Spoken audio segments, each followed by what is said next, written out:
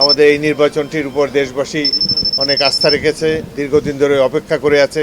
গণতন্ত্র প্রতিষ্ঠা, সমৃদ্ধ, সাম্যের একটি বাংলাদেশ প্রতিষ্ঠার জন্য আমরা অনেকেই ত্যাগ স্বীকার করেছি, জীবন বিপন্ন করেছি। আশা করি সেই মুক্তিযুদ্ধের চেতনা আবার বাস্তবায়িত হবে। আমার জন্য অনেকগুলো নির্বাচনে অংশগ্রহণ করার অভিজ্ঞতা আমার হয়েছে। এটি আমার জন্য 10ম নির্বাচন। প্রথম 6টিতে বিজয় হয়েছিলাম, পরেরগুলোতে নিজের ভোটও দিতে পারি নাই, ঘর থেকেও বেরোতে পারি নাই, আক্রমণের শিকার হয়েছিলাম। আর 2টি নির্বাচন আমাদের দল থেকে আমরা বয়কটও করেছি।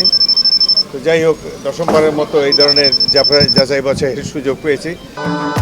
ভবিষ্যৎ হোক নিরাপদ, বিনিয়োগ হোক বিশ্বস্ত, আর আমার পছন্দ সল্ট বে। ওয়েলকাম টু সল্ট বে। কায় মনোবাক্যে প্রার্থনা করি যে আমাদের এই নির্বাচনটির উপর দেশবাসী অনেক আস্থা রেখেছে, দীর্ঘদিন ধরে অপেক্ষা করে আছে। আশা করি সুষ্ঠু এবং সুন্দর একটি নির্বাচন বর্তমান সরকার এবং নির্বাচন কমিশন আমাদেরকে উপহার দিতে পারবেন।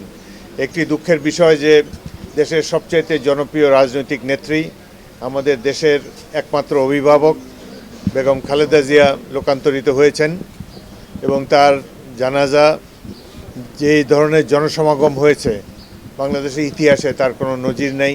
এই ধরনের জনসমাগম বাংলাদেশের মানুষ কখনো দেখে নেই এবং দেশের জনগণ যে তাকে শ্রদ্ধার সাথে বিদায় দিয়েছে, এই জন্য আমরা অত্যন্ত গর্বিত।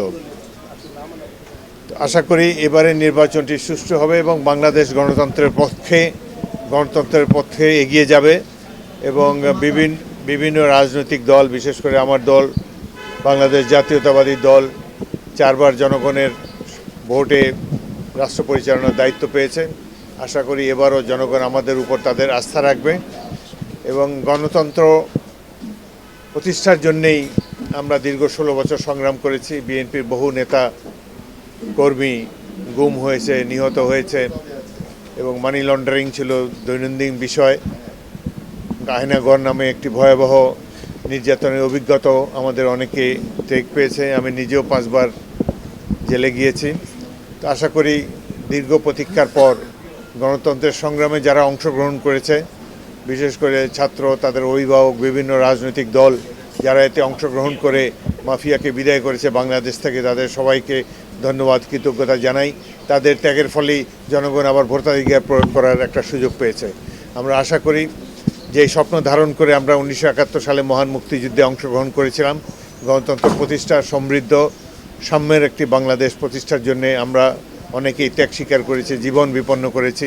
আশা করি সেই মুক্তিযুদ্ধের চেতনা আবার বাস্তবায়িত হবে আগামী নির্বাচনের মাধ্যমে।